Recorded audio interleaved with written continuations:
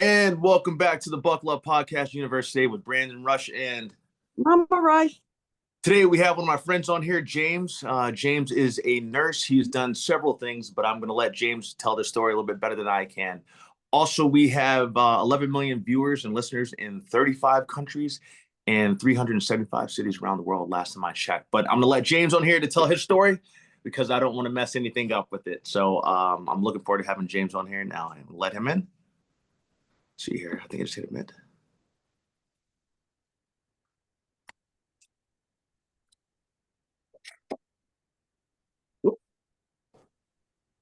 See here, James, my guy. What's up, man? How you been? Doing good, brother. How about yourself? Not bad. When you said you're coming back the 18th, right? Yeah, well, it's moved to September 3rd now, man. I'm gonna spend my birthday over here with my mom. Oh, okay, very nice. Yeah, man. So James, my mom is on here today. She's gonna be using her photo. Hi, James. How are you today? Doing well. And how are you, Mama Rush? Oh, Mama Rush is doing great today. And it's Fantastic. so wonderful meeting you. Likewise. Okay, thank you. Yeah. Well, James, today's going to be all about you. There's so many things that I want to ask you. And I think that one of the ways I wanted to start was, first off, you have the cutest baby daughter. I'm not even saying that because sometimes kids aren't always that cute. But your kid is, she's super cute. She's got great genes. Yeah, she really does, man. When I saw her, I saw the picture. I'm like, man, that is a cute baby. Yeah, no, she's got her moments. There's moments where she's very cute, and there's other moments like, you're killing me here. If you weren't so cute, I'd have a harder time dealing with some of the things you put me through. Oh my gosh, man. Yeah. How is it? You're our first new dad on the show. So I wanted to ask you a few questions about that before getting into other stuff. Like, what's it like, man? Just tell us, man, how things changed for you. How do you feel? Tired. That's probably the best word to describe it all. I didn't think it would be so difficult to adjust. Yeah. For your whole life, it's, you got to take care of you. You get married, then it's about you and your spouse. And now everything's about her. And I almost feel guilty at times going to work because I'm like, all right, well, Lauren, good luck. You got this. Yeah. And then I come home and I'm like, I just want to unwind. I want to take care of me. But I'm like, I can't. So it's like, let me just take off my scrubs, take off my work suit. Let me do my thing. All right, Peyton, it's all about you now. It's okay. You're going to work in 12-hour shift. So for people that don't know you, James, you're a nurse and you're working the nurse, right? That's correct? Yes. Not in 12-hour shifts, actually. I'm outpatient, but I do 4 10-hour shifts a day, or a week. So it's not too bad, but okay. But so you're doing that, and then you're coming home, and then I'm sure the baby has all kinds of crazy hours too. Sometimes, yes. But I come home, and if I'm off, I'll get here at like 8. She's already starting to wind down. So it's like, I got to get in as much time as I can. Yeah. If she's fussy, we got to go through our bedtime routine, get her in the bath, get her some breast milk afterwards, fresh change of clothes. And then I'll do what I can to soothe her. But sometimes I'm not enough. Yeah. So I'm like, oh, it's so good to see you, but I can't make you happy right now. Yeah. All right, Lauren. Please work your motherly magic. Yeah. Yeah. Oh my gosh, man. Well, I'm so happy for you too. And I appreciate you breaking that down. Cause I was like, because she's so newborn, I was like, I'm glad that you guys I wanted someone on here, dad. Because a lot of my friends are scared to come on here, my guy friends. So I appreciate you coming on here. So James, of course, thanks for having me. Oh, of course, man. The minute I asked you and you were like, yeah, man, I'll do it. I was like, yes, good. I was like, Mom, we have James coming on. So James, this is all about you, man. Your story, how your start. These are the things I semi know about you. I know you were in the military at some point. You went to college, but I want your upbringing. Where you're from originally, all that. I'm from Portland, Oregon originally. Okay. Beautiful Pacific Northwest. 3 siblings, older brother, older sister, younger brother. We're all spread throughout the U.S. now. None of us are living in Oregon anymore.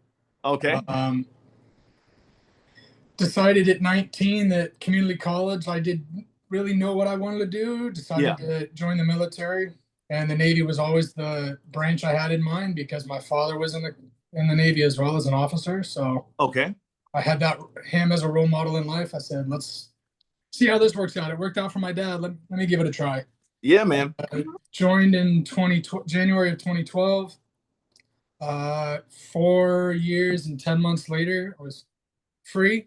I was able to get out. I decided to stay in California because the Pacific Northwest, as beautiful as it is when it's sunny, Yeah. more often than not, it's overcast, rainy, and I like the sunshine. So Yeah. I decided to stay in California, and there was no going back from there.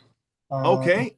Got out, worked full time, slowly went back to school because I didn't really know what exactly I wanted to do. Yeah. While I was in the military, I was a hospital corpsman attached to the Marines. So Oh, really? my job was taking care of them in a clinic setting. Yeah. If we had any field ops, it was more, emergency medicine kind of situations if anything presented itself that way. Yeah. But nothing too strenuous. Okay. But And the service paid for your education and everything. Is that correct? yes, I've not used all of it. I've only tapped into some of it just because I did a lot of community college, finished that, and then I did my RN to BSN at Azusa Pacific. And Oh, I started tapping in there, but I've still got some VA resources that I can use. oh, Oh, great. nice. Yeah. Nice. So I'm not taking in lifetime amount of debt. Yeah, no, that's definitely crucial. James, with you, I'm gonna hit two things here with that. With you going into the Navy, because you say you weren't so sure, because one of the things we're trying to do with this as well is like kind of help the next generation. So I'm glad you said it, like the fact that, hey, you didn't know exactly what you wanted to do, but your dad was a man who was an officer in the Navy, and you thought that was a good route to go. When you were in the Navy, I guess college probably still wasn't in your mind at that point, or was it? It was just trying to give me a direction into what I was interested in. Because initially, when I started community college back in 2010, my area of interest was travel. So I was like, hey, international business would be a great way. It is, yeah. So I was taking different language classes, French, German, just to feel something out. Nothing really stuck. It was like, okay, this is fun and all, but I don't feel like this is what I want to do. I don't want to be looking at numbers all day. I don't want to be in an office. Let me get out and be more active. So my dad's like, Navy worked well for me. Why don't you give it a try, see what sticks? And I was like, all right, well, sure. What do I do? All right, let's go to the recruiter's office. And they're like, oh, sweet, fresh meat. And I'm like, here's what I'm good at. I'm athletic. And they're like, so, do you think you could, like, what do you want to do? I was like, well, I saw some, recon Marine stuff when I was a kid. Those guys are pretty badass. I'd love to be like them. Like, well, Marines are over there, but we're the Navy here. So, like, maybe a Navy SEAL. I'm like, that'd be pretty cool. Yeah. But, I don't think I look like them. I'm like, well, let's see what you can do. Yeah. Yeah, it wasn't in the cards. Oh yeah, I guess not. I guess not. No, it's an elite brotherhood for a reason. But absolutely. Then James, question with that: when where were you? I guess where were you stationed at, and then where did you travel? Did you travel anywhere, or? Starting for schooling as a hospital corpsman, you do your schooling in San Antonio, Texas. It's a joint base with the Army and Air Force. So any medical training for the military, they're all going to go through there. Really? Yeah, Fort Sam, Houston. Okay. So how long is the training process? For hospital corpsman, that is, I believe, 3.5, 4 months. Okay. But that's just your general schooling. So that gets you to go function as a hospital corpsman. Then you're going to typically go off for a specialization.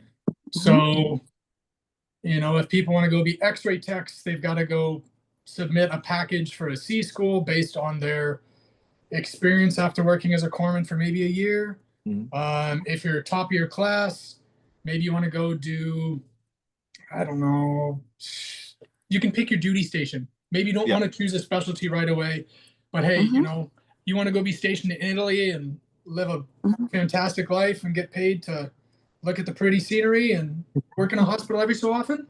Yeah. Hey, there's your choice.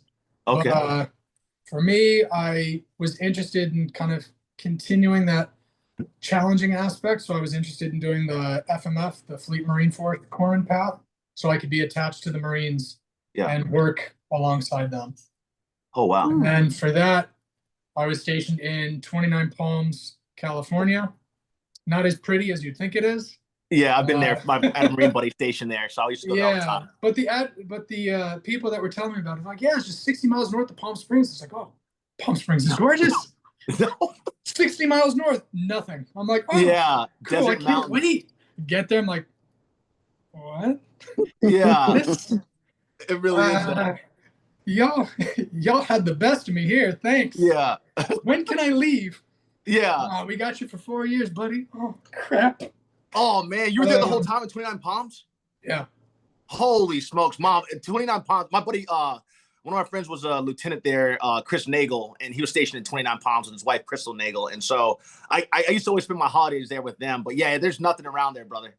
Why would you spend your holidays there? Well, I could. Well, at the time, actually, I couldn't go home, man. I didn't have the money to go home, and it was easier for me to spend Thanksgivings and Easter's with them. But I would come home for Christmas. So that's the reason why. And my friend gave me a place to stay, so I was grateful. Yeah, the people make it more enjoyable. Absolutely, the scenery, man. not so much. Yeah. But, so you were just there the whole time, and did you deploy anywhere too, James, or were you just there the whole time? No, I deployed once. That was back in 2014. Okay. Not a real deployment, if you will. We just went over to Japan. Oh, nice. Around, spent some time there in Okinawa. How'd you like Okinawa? Oh, it's beautiful.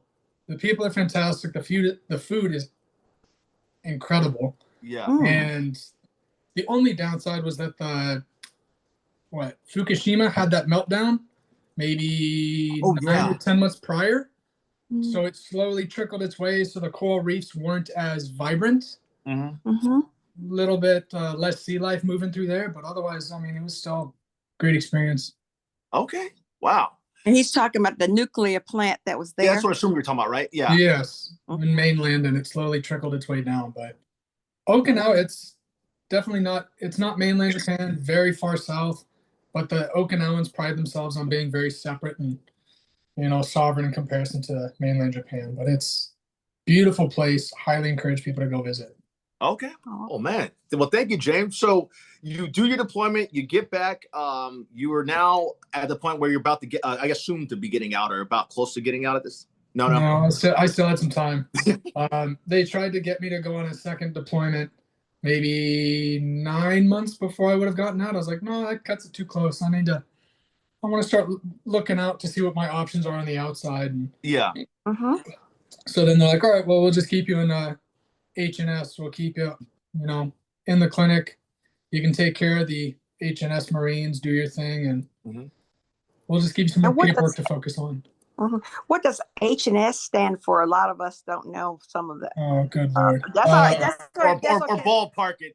You don't have to be exactly. Health and safety. Health and safety. No. Oh, H&S, they're the group within the battalion that they do the supply as well as just they're the unit that will stay on base. They don't ever really deploy much. Oh, okay. Don't quote me on that, but they don't go out as much. It's usually your line platoons or your line corpsmen with the units they're attached with. So like Alpha Company, Bravo, Charlie, Delta. They're the ones that'll go out and do the deployments. H&S usually is there as a support. Okay. Oh, okay. And how long did you stay active? I was active the entire duration. I didn't have any reserve, thankfully. Oh, okay. Yeah. I'm out. Done. Yeah. Well, thank you for your service, James, on that. Happy to do my part. Yeah, man. I'm beyond grateful for you. And I'm sure the Marines were grateful for you and the people that you work with too, because you're a good dude, man.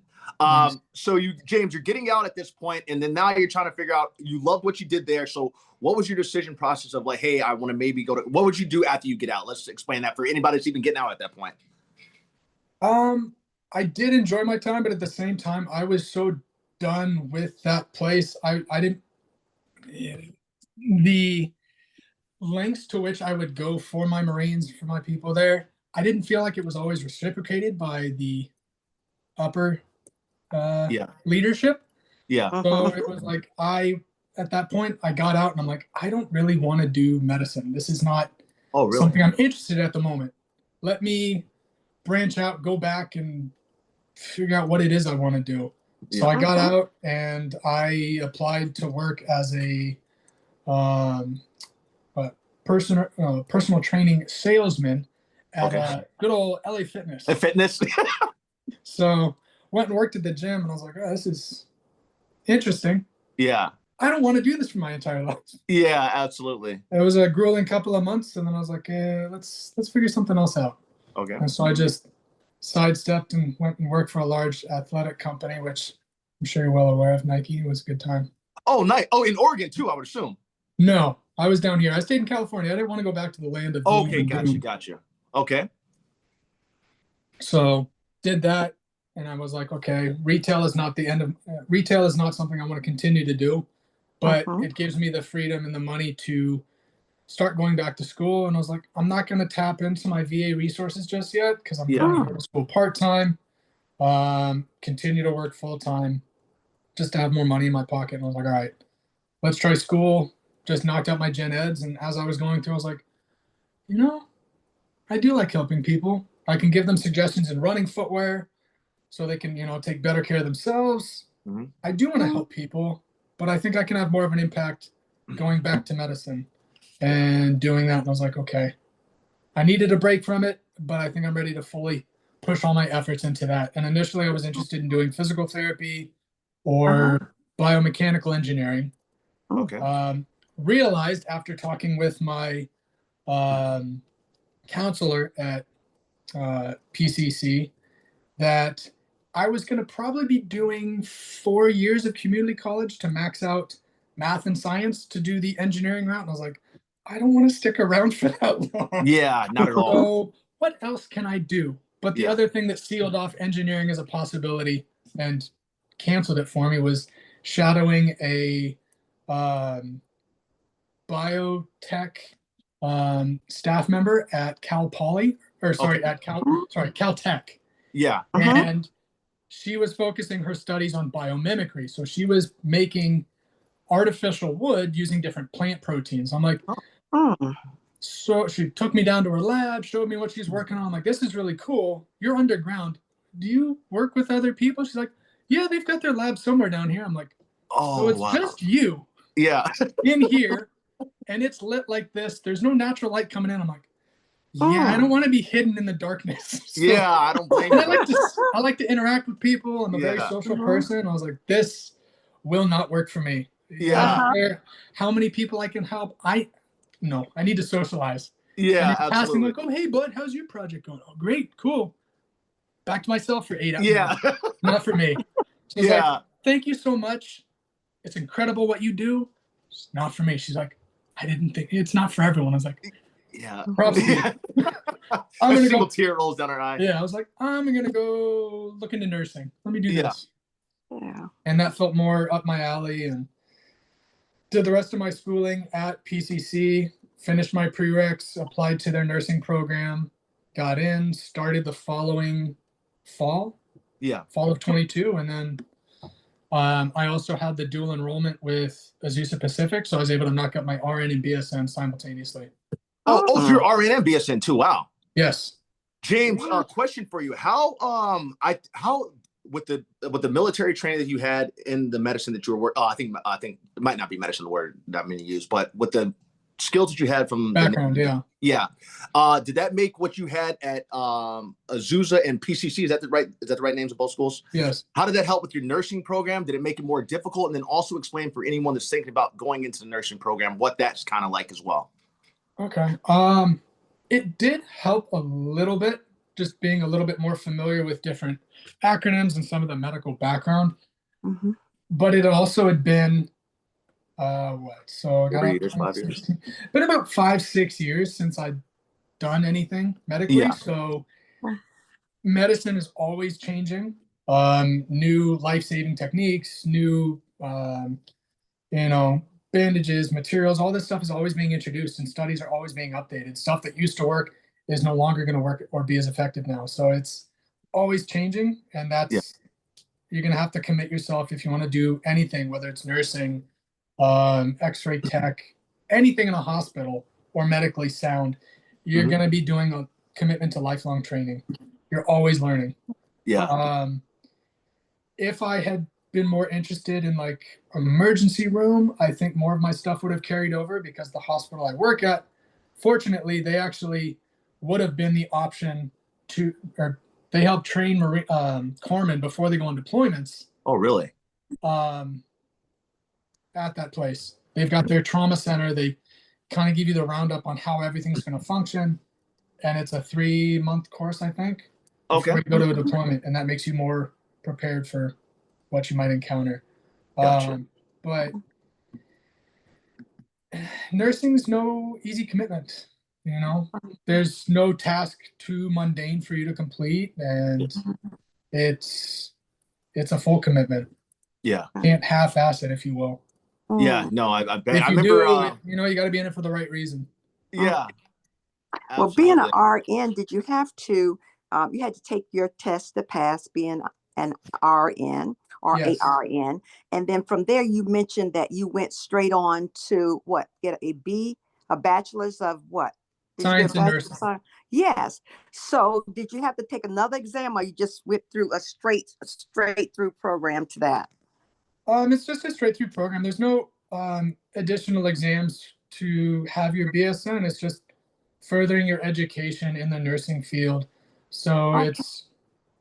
there's nothing wrong with having your ADN to function as a nurse. That's the minimum of what you need to Uh-huh. then go take your exam to become a nurse and then your license. Okay. The biggest difference between the RN and the BSN is the additional schooling, and Mhm. it's supposed to make you a better leader in nursing. Okay. Okay. If you have a Just a few bachelor's more of, clinical hours. oh, I got you. So now you have a bachelor's of science in nursing. Correct. And so that's excellent. That's excellent. Mhm. Yes. I always wanted to be a nurse. My daddy wanted me to be a doctor, Ah, and my sister is a doctor. And I told him, because he said, you're smart enough to be the doctor. As a nurse, you would have to take so much from the doctor. So why don't you just go forward with that? Then we agreed. I said, Dad, I will just sell medicines. So that's what I did. I started selling medicines. And I hey, have a bachelor's of science degree, but I started selling medicines, and I enjoyed calling on doctors and teaching them things. So it worked out just fine for me. But I always admired nurses. A lot of good friends I have are nurses, and I have a lot of good doctor friends as well. But it's so great. You are functioning in a very honorable profession. Honorable because it's so much. I can only imagine. Tell me some of the interesting things you've ever faced in being a nurse. hmm, And wait, James, you graduated with honors, didn't you? Am I wrong about that? Am I right? huh? Did I see you graduate? I've never seen a picture of you having some kind of tassel on you. Am I wrong? Am I right about that? What was that tassel Oh, about? that was there was the veterans one, and then it was no, it's no honors. I Okay, was I like, know it was something. it was right there I at the remember border. people applauding you. I was like 3, 4, 5. You know, I was like just on the cusp. Okay, Mom, I think James did really well. I remember seeing people applauding. I remember seeing the video. I think Lauren Yeah. posted the video. Oh yeah, that thing was Oh, terrible. The lighting was terrible for that ceremony. Oh yeah. Unless that was the one for APU, but even then, that was them just putting the veterans tassel on me, Okay. because there were some other Navy members that were part of my APU class from a different Azusa campus. Okay. But I'm glad they acknowledged you though. But yeah, well, Mom's question. Sorry, Mom, you can repeat I can't remember my yeah. question. Well, I guess you have interesting cases all the time. But if something that stands out, are patients wonderful, patients impatient? you, you How is that hectic schedule? you get a mix of it. Mm-hmm. At the moment, I'm in an outpatient setting with ophthalmology, so everything's eye focused. Okay. Um, and a lot of the patient interactions we have, they've got, we've got some more elderly that haven't managed their diabetes as much, so that makes the eyes are the last thing to be affected. Oh, yeah. And given that, they could also have high blood pressure. There's a lot of different comorbidities or other disease processes that they have going on in their life. And if they've Mm-hmm. not taken care of themselves, their Wow. eyes are in very poor shape. So I find that they are very grateful for any of the services that we can offer them. Even as my part as a nurse, we'll do the intake just to see, how they're feeling that day, any new meds, just some generalized screening. Then Mm-hmm. on the other side, once we do our assessment, all we're really doing is just an eye exam, see what their acuity is at the moment. If there's orders for us to dilate their eyes, we'll do that. Present the patient to the doctor, and the doctor does all their specialized exams. Then there's some more critical patients. Maybe they're new to our clinic and they're getting routed to us from the emergency room or the ED because there's, a change in their vision, or maybe now they're seeing floaters, or there's a curtain to where part of their vision is gone. And so that is something immediate where they need to go to the ED. They'll route it to us. If you're the triage nurse for the day, you'll collect a report on the patient. They'll bring them up. You take a subtle vitals on them. You take them into the room based on what orders the doctor has for you. You'll still do your same stuff, present them to the doctor, and they'll, again, do their exams. Try to figure out what it is they need. If they need an emergency surgery, they'll schedule it out for the OR later that night or first thing in the morning. They'll get it done. You'll probably see them the following day as a post-op day one visit. See them again a week later, a month later, and then if they're better, or if they've got the medical coverage within or within the county's facilities, then we'll see them as a repeat patient, as just outpatient setting. If they're not, we might never see them again. And it's just wishing them well, and hey, we'd love to have you here. Thank you for trusting us with your care, but we hope we don't ever see you again, because then we know something's wrong. If they're there for an emergency. So I'll say that to some of the patients sometimes, like, hey, it was a pleasure. Please don't come here again because something's wrong, or you're not taking care of yourself, whatever the case is. And they're like, oh, that's so sweet of you. But I'm like, if you want to come in and visit us as a friend, just a friendly face, that's okay too. I'm like, oh, well, thanks. Yeah, maybe I'll come stop by. I'm like, but if it's out of your way, you can send us a card. Shoot us an email. You guys were so great. But James, question for you, brother. How have you seen AI play a role now? Have you seen? We had a doctor on who said you've seen AI, but how's it working with your field? I see the smile, so it must be something interesting. Nothing directly in our clinic, but I have heard from some of my coworkers that are LVNs that work in like skilled nursing facilities, where if something's going on with one of their family members, where they've gone to maybe an ED because the family member's not feeling well, or they'll go to urgent care, and as they're getting their intake done, they'll see, because they're sitting there with their family member, the nurse is like looking up on Google, or they'll look at ChatGPT. Here's what the patient's coming in with. It shouldn't be doing the work for you. You can use it as like a helpful guidance. I could understand to kind of guide your thinking of what might be going on, but if this is what you're using when you're doing an intake on someone at an urgent care or an emergency room facility, you're going to lose your patient's trust immediately. Like, so are you licensed? Are you not? Like, it's it's very easy to lose your trust with someone if they're consistently using it. But I do understand to try and guide your thinking. I mean, it's a useful tool for that, and kind of building, like, if you're trying to be in the medical field, if you're using it to help guide your studies, fantastic. You can have it make your flashcards, study guides, whatever it is you need. It's fantastic for that, but it shouldn't be doing the work for you. James.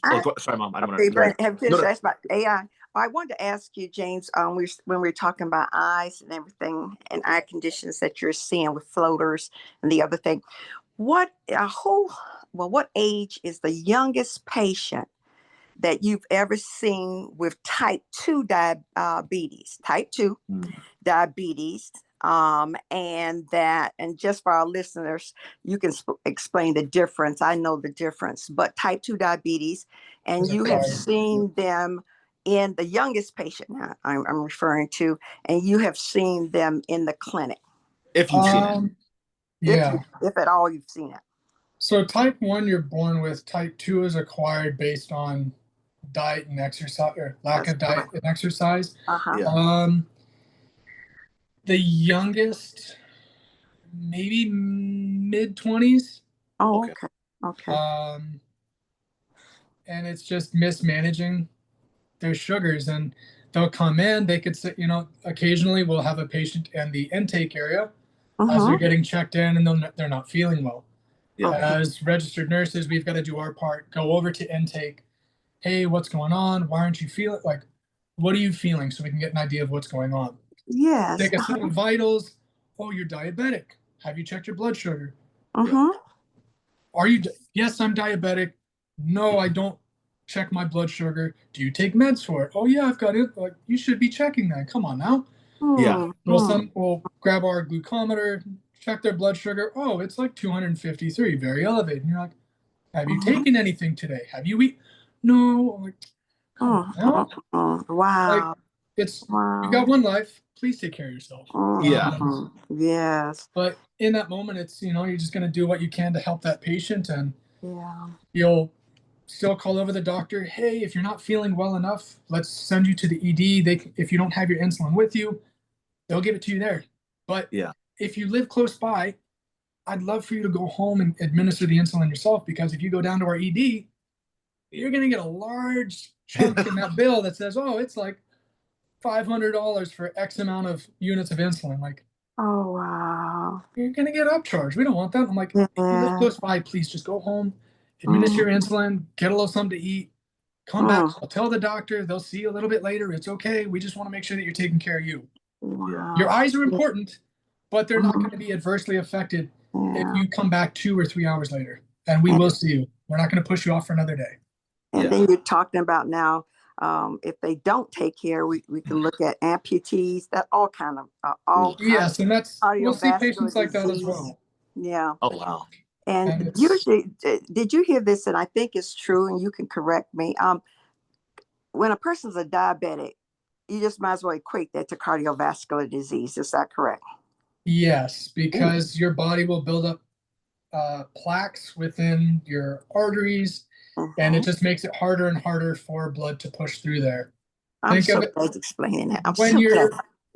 When you're healthy, think of it as an open highway with very little traffic going through. And then when you're a diabetic that's not been handling their diabetes well, you're not taking your meds, you're not eating well, you're not exercising, think of it as rush hour traffic, and you just stop and go, and it makes you upset. Yeah. And your blood is your car trying to get from A to B as quickly as possible safely. Yeah. This is rush hour traffic, you're sitting and you're stuck. You're like, okay, come on now. And that's when you might get a stroke. And it's just, I always explain that too when I'm thinking about the liver. I always talk about the liver with medicines and vitamins, and the liver being like a highway, and how things get backed up on that road trying to come into the major highway. And so I always think about that as well. Tell me what you think about vitamins and the use of a lot of vitamins in a person's metabolism. Vitamins are great if you're not getting everything you need in your daily diet, which is becoming a more increasingly visible thing, just because I feel like the quality of food is not as good as it once was. That's correct. Seriously. Fortunately, there's changes coming down that can help, remove anything harmful in our food to help us be at our best at all times. But if your diet is lacking in certain vitamins and minerals, I'd encourage you to, try and make up for where it's lacking in your diet. But if you can, the best meats I would say would be like the liver and organ meats, because it's going to have everything you could possibly need and then some. And it's fingers crossed, as long as you're getting it from if you can get it directly from the farmer, fantastic. If not, a trusted, a grocery store. But it's being mindful of your body's a temple. Eat good stuff to refuel yourself. Well, I can see, based on looking at you, how you manage your physique. You're not, I can see from it, I can tell that you don't overeat or anything like that, just looking at you. And, but with that, the physique you just have a good metabolism, James. Yeah, you're keeping that right. That's very sweet of you. Helpful. I tell you, I think it's helpful to patients, and also to see a healthy nurse walk in the door. Yeah. I think that's really encouraging. It doesn't hurt. Yeah, absolutely. No, I do overeat though. I love food. So Okay. food is the reason why I have to work as hard as I do in Yeah. and out of the gym. And Oh, it's been a little bit harder since the little one baby. coming into our lives, but do what I can. Yeah. James, I'm glad mom said that about it. It's nice to see like a healthy nurse walking. Not that nurses aren't healthy or anything like that, but like I always look at it like this. Well, personal training, for instance, when I see a personal trainer who I feel like if I'm gonna buy something, like if you go to the store, if I see a product, I want it to look like that. If you look, let's say the McDonald's menu, which I'm just use that as an example, I want my burger to look like that. Or with the personal trainer, I want my personal trainer to be someone that's in shape. But I constantly have always seen personal trainers that are out of shape, and I'm like, how are you trying to help someone else out and you're not in shape yourself because it's not the product's not matching the what you're buying. You want to, if you're going to speak on that part, you need to be able to at least showcase it. Be the model for what you're speaking. Yeah, man. Yeah. But another thing, just to go back to what your mother was asking, as far as like the youngest I've seen, for like on Thursdays, we'll have like a motility clinic. That is when we'll see our some as young as like 4 or 5 months old children come through because they might have a pre-existing condition in their eyes. And I love kids. Kids are fantastic. They're so wonderful. Whether they're fussy or not, but being able to implement play and just like you need to be a little bit more fun when you're interacting with them to get them to engage in like the visual acuity. Maybe not so much at that age. It's just trying to get the reactions to see how their eyes are functioning. Yeah. But it's very interesting to see how the doctors interact with them when they're in there. Cause you're like, oh, 4-month-old, like what can, like, what's going on with them? Because, you don't want to see a little one. Yeah. At the eye clinic, you're like, here's what I'm accustomed to seeing. What brings you here? And unfortunately, there are different conditions that have been brought to my attention that, it's just, they need to be managed from a young age. And fingers crossed, it's just a simple, adjustment they need to have made. And then maybe we'll never see them again. And then it makes me happy. Yeah. But whenever I see the kids come in there, whether it's them as the patients or their parents, I'll try and do my part. Even before my daughter was born, I was like, oh, I see them coming through. I'll reach in the drawer, grab like a sticker or something like, hey, brighten your day a little bit. We've got, Paw Patrol. We got Spider-Man. We got Despicable Me. Like, hey, you did so great today. I'm sure mom and dad really enjoyed you behaving. Here's your sticker. And like, oh, what about my sister? Like, all right, what is she like? All right, cool. Here's 2 more. Yeah. Oh, go along. Have fun now. James, what you're saying is so amazing. I absolutely love that. Because James, literally with you saying that, I'm so happy that they have a nurse like you out there, especially for the kids, because you're great with kids. And the reason I say that is because you said the thing about the sticker.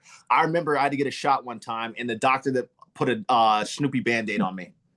Oh, yeah. Like, I had forgot about that until you just mentioned that. I'm like, man, I remember that making a difference when he just put that Snoopy Band-Aid on me. And I'll have fun with some of our older patients too. Like when there's certain stuff that has to be done. So occasionally we'll have to do an IV for a patient in there for something such as a fluorescent angiography. Okay. For some of our patients, that involves getting an IV. They push a contrast dye that illuminates the smaller blood vessels in their eye. They get photos taken. So with that, they'll have the lights dimmed with the camera that's pointing in at the eye. It's better able to illuminate those vessels so the doctor can see if there's any areas where blood is pooling, if there's leakages in the smaller vessels, to get a better idea of, oh, you know what, they've been mismanaging their diabetes. They'd be a great candidate for, a laser procedure just to help close that off. Or maybe they need an injection to slow the process here, whatever the case might be. So with them, when they'll come back in, I remove the IV. I'm like, do you want me to fold gauze and tape over it? Or would you like a Band-Aid? And like, oh, Band-Aid's fine. I'm like, all right, all we've got is this, plain one. I'm sorry, we don't have any Snoopy. We don't have any Power Rangers today. And like, oh, that's so funny. I don't need that anyways. I'm like, doesn't hurt, Yeah, absolutely, man. I'm like, we're just counting. I'm sorry. We can't afford the pretty ones. Yeah.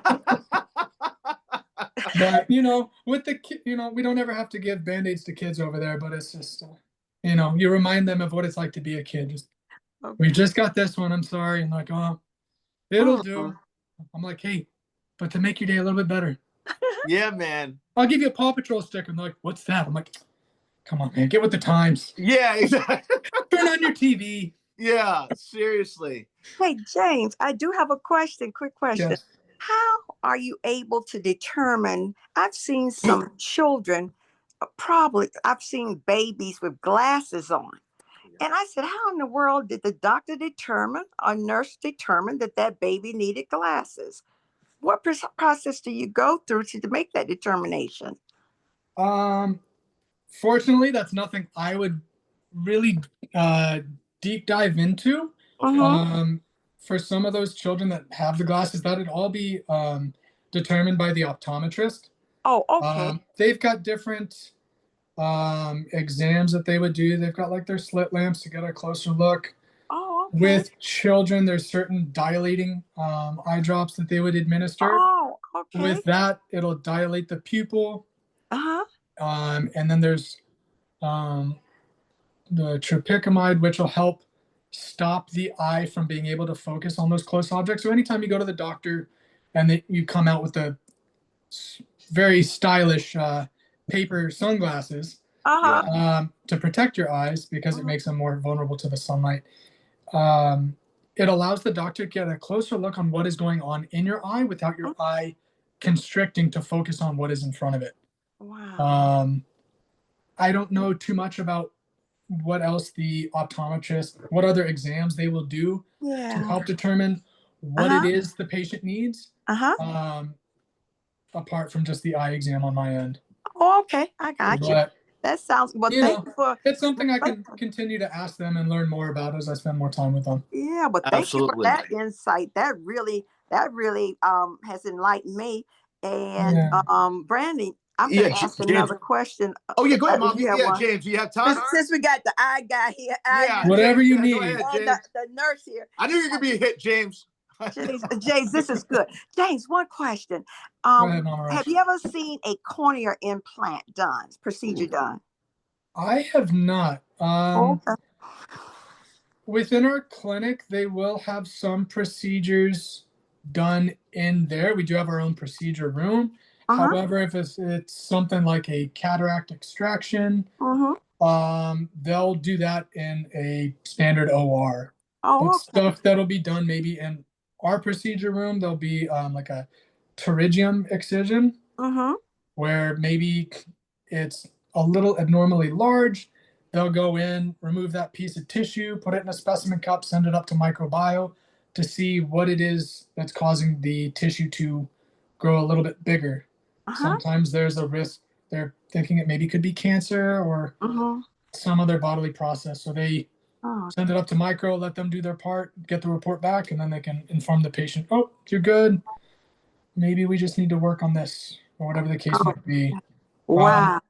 Also, occasionally there'll be under the plastics umbrella, maybe they just need an eye lift because they've got ptosis, where the eyelid is slowly but surely just drooping down a little bit. So they just need a little Botox injection and little beautification, just lift it and go from there.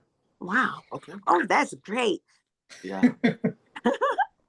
James, I had a question for you. And Mom, if you have another medical question, you can get it. No. James, we're also going to have you back too, man, because you have enlightened us so much. What an impact you're making today. Yes, seriously, James. Question for you. Actually, here's my question, James. What would you go back and tell your 18-year-old self from where you are right now? Just keep your head down, put in the work, and just chase whatever you're passionate about. Don't be discouraged. It's okay to take criticism. It's nothing, don't take things too seriously, and don't take it to heart. Don't give people that ability to influence how you feel about yourself. Don't give them that power. Absolutely. Amen, man. Oh, that is great. That's great. Where did you meet? Your head. Oh, no, go ahead, Mom. You're good. Yeah, what else? Did you finish telling? I guess my other question was going to be for you, James. Did you see yourself 5 years? I guess it would be technically might have. Did you see yourself being where you are now at 8? So when you were at 18, would you see yourself being where you are now today? No. 18, at least when I was going into the Navy, what I wanted to do was, I wanted to go the special warfare route. I wanted to be that badass. Yeah. And I had buddies that, went that route, and whatever they're doing now, it's, they're happy about, and they're pursuing their passions. But I looked at, even after that path didn't work out for me. Yeah. Getting pushed into the corpsman, like the medical route, was the best thing that happened to me, because I looked at it, I'm like, even if I'd gone out that route, what skills would I have to go work in the outside? Oh yeah. Do I want to go work with police? Like, nothing against, I love the police. Yeah. There's times where I'm like, yeah, these people can't drive for. Yeah. They're terrible Especially drivers. LA. I'd love to be able to issue tickets and ride a motorcycle and get paid for that. Yeah. But then I'm like, there's a lot of other stuff that comes up with that. A lot of responsibility. They've got a target on their back. And I'm like, that's not a route I want to go. Yeah. Coming out, even if you went like the special operations medic route, the best thing you can do coming out, you're licensed you could get licensed as a paramedic. And I'm like, that's it? Because you're doing field procedures, you're functioning in capacity that does not exist with your training background in the outside world. You could be doing procedures that maybe you'd see a surgeon or a doctor do, because that's what you have to do that in the moment, or the patient or the person, your brother or sister, will die. Yeah. But coming into the civilian sector, you're not licensed to do that. You can be a paramedic, and you're like, wow, that's great. You're like, I've done so much more. Yeah. And so when I look at my buddies that went the special operations route, they did that combat, special operations medic background. They're not doing medicine now. They're working with EOD. They're going to go work as police, private security. And I'm like, that was not for me ever. That was not something I was interested in. Maybe the machismo that came with it, but like, hey, I'm a badass. Here's what I've done. But, I like to help people in the long run. And I feel I have a really great experience, or I have a great time doing what I do. Yeah. And I know I don't want to be in the eye clinic forever. I know I've got interest in either working with pediatrics or, if I want to go work in the ICU or in the ED, just to have options, a little bit more, not freedom, but smaller patient workload. You have a more intimate interaction with your patients when you're in the ICU. Kids are a lot of fun. So kids could be fun, but half the time it's dealing with the parents. But you find a way to work with them, work with the kid. Yeah, you're good. Both worlds there. So it's balancing it all. Absolutely. Where did you meet your wife? I met my wife over Tinder while I was in the military. You really did? We are a Tinder success story. Yeah. Oh, believe it or not. She was a student at Cal Poly Pomona, and I was coming back to LA on the weekends. We, matched on there, and it was, just kind of went from there. Yeah, so the online dating thing, I think I've seen a lot of young cats do that out there. I call it y'all cats out there doing that. What safety advice would you give people? How did you know when you're going to meet her that she wasn't going to be someone that was going to hurt you or whatever? What safety device information you can share with the young people out there and old people out there using those types of platforms safety. to find That's kind of how spouse? guys approach it, James. Like it's more of I feel like it's more of a girl side, but yes, I would be more concerned on that side, just because they're usually, I don't know. With that, I'd been talking to her we matched, I believe, October 14th. And then I met her 2 weeks later on the 27th. And we agreed to go to a haunted maze that was all of like 20 minutes from her school. I had this whole date planned out. I go pick her up at her school from the school parking lot. So it's, again, in a parking lot. I'm not, hey, we could have met at the destination. But I was like, I'll pick you up. There's lights. It's okay. I got out of the car, opened the door for her, everything like a gentleman. We get to the place, and they closed without disclosing anything. It was closed early. And I was like, so there goes our date idea. I'm like, oh crap, this is going real well. Yeah. I guess we could go somewhere nearby and like talk over drinks. Yeah. I'm kind of scrambling here. She's like, oh well, there's Cheesecake Factory just down the road. I was like, all right, yeah, let's do that. Yeah. Please. Yeah. Because right now it's not going so great. Yeah. And it was just, got a beer, she got her drink, and we were just talking kind of more in depth about stuff we hadn't really discussed over the phone. Just our upbringing, what we're passionate about, just our own life's experiences. And she was born and raised in San Diego, so she already was exposed to the military people. She had her mindset about how some of them were. She's like, a little on edge for some of them. Yeah. Not sure about what I think, but I was like, well, this is I'm in the military. I'll be the exception. Conversation.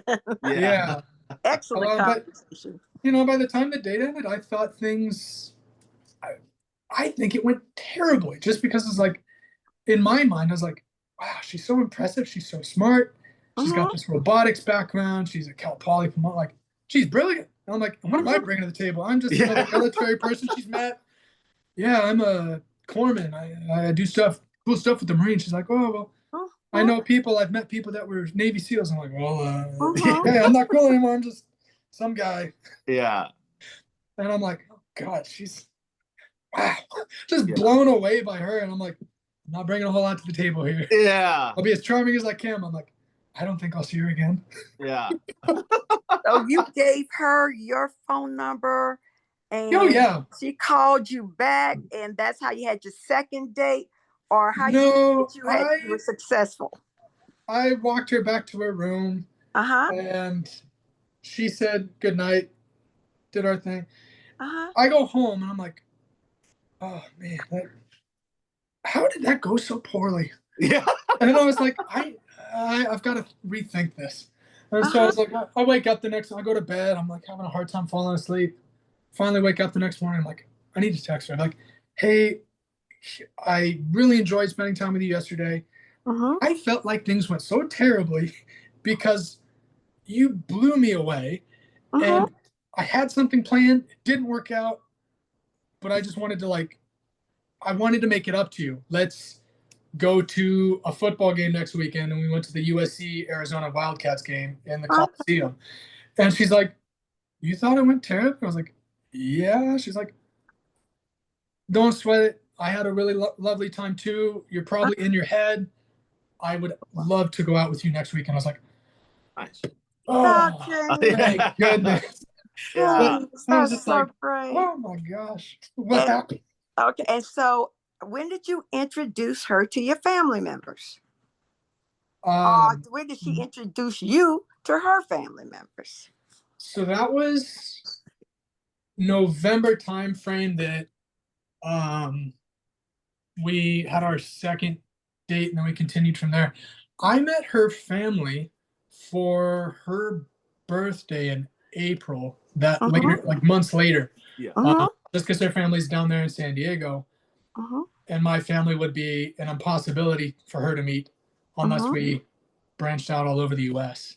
And early on, I was like, we'll see how things go. I didn't want to rush anything. But just kind of wanted to take things slow.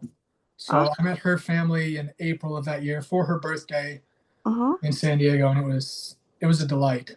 Oh, that's great to hear. It's good. I know a lot of single people out there. You're getting a lot of information from the Buckle Up podcast guest James today. Yeah, but no, she met my family much later. So that was October of 2015 is when we went on our first date. She met my family, what was that? December of 2018 when we flew out to go see my parents in Delaware. Oh, wow. Okay. And that was her meeting my parents and my little brother. Okay. She didn't meet my older brother till like 7 or 8 months later, and then she met my sister later than that because my sister's in Texas. So she was the last one to meet my sister, but she's like, oh my gosh, your family's so fantastic. I wish I could have met them earlier. And I'm like, sorry, it's a little bit harder to plan. Yeah, man. Absolutely. Absolutely. But fortunately, her family is just 2 hours away, so it was always easy to go see them or them to come up and see us. And I didn't ask you how old is the baby? How many months? She is 3 months and let's see, Oh wow, three new months and five baby. days. Okay. Oh, new baby, new Very baby. What's her first name? Peyton, like Patience. Peyton. like Peyton Manning. Peyton. Oh, Peyton. Yes, Okay. yeah. Oh, yeah, Peyton. Peyton. Oh, I'm sorry. Yeah, Peyton. That's a beautiful name. Beautiful yeah, name. I think so too. Absolutely. Well, James, I don't want to hold you any longer, man. You All have right. been absolutely wonderful today. Well, thank you. Thanks for I, having me. man, I appreciate you It's taking been a the time. pleasure chatting with the both of you, and Yo, thank you for finally introducing me to Mama Rush. Oh yeah, man. We've been trying to make it happen. And hey, it wasn't too hard, was it? You knocked it out of the park. Huh? Is this your first podcast? Yes. Still have some Dude. nerves, but you two make it very easy. Nice, okay. man. Well, James, you're excellent, brother. You're built for this. you are We'll see. first, James, I want to say before I leave you, you're amazing. You have a wealth of knowledge. I am so happy that Brandon brought you onto the show today. For all of our young people, our older people, and our young kids to see you and to meet you through Zoom. And so thank you for your time. I know the baby has a schedule and your wife has a schedule, and you probably have to get to doing some things with the family. So I appreciate your time on today, and we look forward to having you back. Yeah, I'd love to be Another back and continue episode. this with y'all. Yeah, man. Absolutely. Absolutely. Well, Like I James. said, thanks so much for having me. It's been a pleasure and went much better than I thought it would. Yeah, I'm glad, brother. James, Of do we course. want, first off, we give everyone a round of applause, which I'll do in just a second. But make sure you send me the photo you want because I'll have this done by tonight. Okay. So the photo you want for your podcast station, I'll have that done. Plus, it'll also be your YouTube thing as well. Okay. And then with that Sounds good. said, James, you might not be able to hear my mom's clap, but Here we go. way to go, man. Thank you guys. We give everyone a clap, James. Amazing. Thank James, you. thank you so much, man, for Thank coming you on to you guys. today. And then let's catch a game whenever I get back. Absolutely. All right, brother. All right. Take care now. All right. Take care, Okay, Mama Rush. bye-bye. Thanks, Thank Brandon. you. No problem, James. James was excellent, Mom.